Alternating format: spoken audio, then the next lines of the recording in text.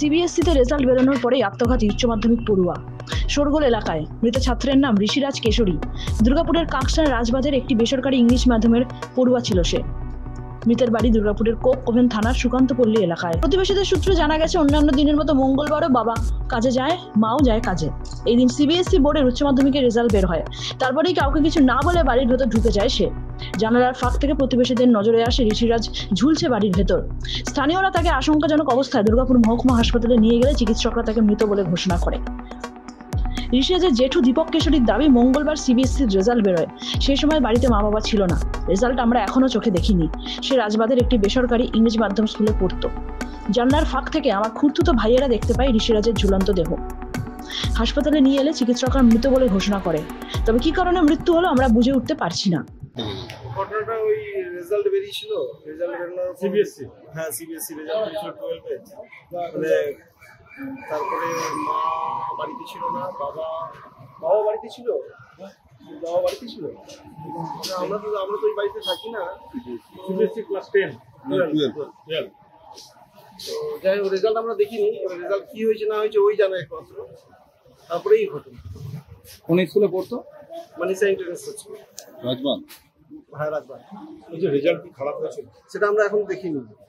কি অবস্থায় ওকে বাড়ি থেকে মানে আপনার উদ্ধার করলেন? আমরা উদ্ধার করিনি, আমার খুঁড়তুতো ভাইরা উদ্ধার করেছে। আমরা দূরে থাকি, আমরা কি অবস্থায় উদ্ধার করেছে জানতে পারলেন? যখন জানলা থেকে দেখলো যে এরকম দেহটা ঝুলছে, তখন হ্যাঁ তখন ওরা দরজা ভেঙে মানসিকভাবে ভেঙে পড়েছিল আর কি রেজাল্টের পর। হতে পারে, কারণ এখন মানে যতক্ষণ না আমরা সব কিছু জানছি ততক্ষণ বলা যাচ্ছে না। কি নাম আছে? ঋষিরাজ কেশরী। ওর বাবা কি করতো? বাবা ওই একটা হোটেলে কাজ করে। বাড়ি কোথায়? বাড়ি আপনার সেটা বলতে পারবো না, যেহেতু আমি স্কুলে থাকি। কি হয়েছে কিচ্ছু সত্যি জানি না। আমি তো স্কুল থেকে এলাম তখন প্রায় 2-2:30, তখন শুনলাম যে এরকম ঘটনা হয়েছে। পরশুদিন কারেন্ট ছিল না, তো আমরা সব বাইরে একটু রোদ বেরিয়েছিলাম কারেন্ট ছিল বলে। তখন আমি আর কি বললাম যে মিষ্টি কই, তখন বলি मम्मी अभी मिठाई कैसे खिलाएंगे, अभी हम लोग को रिजल्ट नहीं निकला है। तो हम बोले ठीक है, मेरा लेकिन बड़ा मिठाई होना चाहिए, छोटा दुकान वाला हमको मिठाई नहीं चाहिए मेरे लिए, लेकिन ऑर्डर करके मंगवाना और एक हाड़ी हमको मिठाई चाहिए। परशु दिन ওর বাবা ছিল, আমি সন্তোষদা মানে ওনার ছেলেটার বাবা, সব কারেন্ট ছিল না। আমার হাজবেন্ড, আমার ছেলে মেয়ে সবাই মিলে ওর বাচ্চার সঙ্গে গল্প করছিলাম। আমার মেয়েও সমবয়সী, ওর সঙ্গে গল্প করছিল। तो मैं मेয়ে के बोलो जे हाँ हमारे पैरा क्या लेके पढ़ना इच्छा है, इंजीनियरिंग? तो बोले नहीं बड़ी मम्मी हमको मेडिकल लेके पढ़ना है, हम ये पैरा मेडिकल पढ़ेंगे। मैंने कहा हाँ दुर्गापुर में? बोले नहीं कलकत्ता में।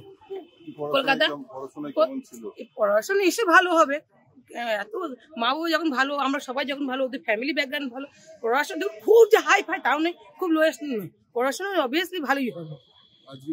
এবার আজকে কিচ্ছু কেউ ছিল না বাড়িতে কেউ ছিল না। মা ডিউটি করে, বাবা আছে। এবার বাচ্চারা কি করবে না করবে, মা বাবা কি বলে করে।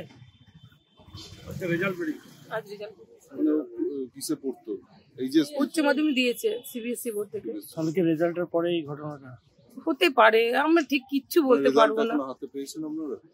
না আমরা কে কিছু পাইনি, কিচ্ছু জানি না। বাচ্চা মানুষ ও কি ভেবেছে কি বুঝেছে কিচ্ছু আমরা কেউ জানি না, ওদের বাড়ির প্যারেন্টস কেউ জানে না কিছু। মা নিজেই ঘরে ছিল না, মা বললাম না ডিউটি করো, মা ও ডিউটি করলো। শুধু এটুকু বলেছিল যে প্যারামেডিকেল নিয়ে পড়বো, কলকাতা সাইডে পড়ার ইচ্ছা আছে, ওইটুকুই আমরা জানি, কিচ্ছু আমরা কেউ জানি না। হাসপাতালে কে নিয়ে এলো আমি বলতে পারবো না, আমি ছিলাম না সেই সময়, না স্পটে আমি ছিলাম না। দুর্গাপুর থেকে হরি ঘোষের রিপোর্ট, NM নিউজ। আরও খবরের আপডেট পেতে সাবস্ক্রাইব করুন আমাদের ইউটিউব চ্যানেলটি আর বেল আইকনে ক্লিক করুন নোটিফিকেশনস পেতে।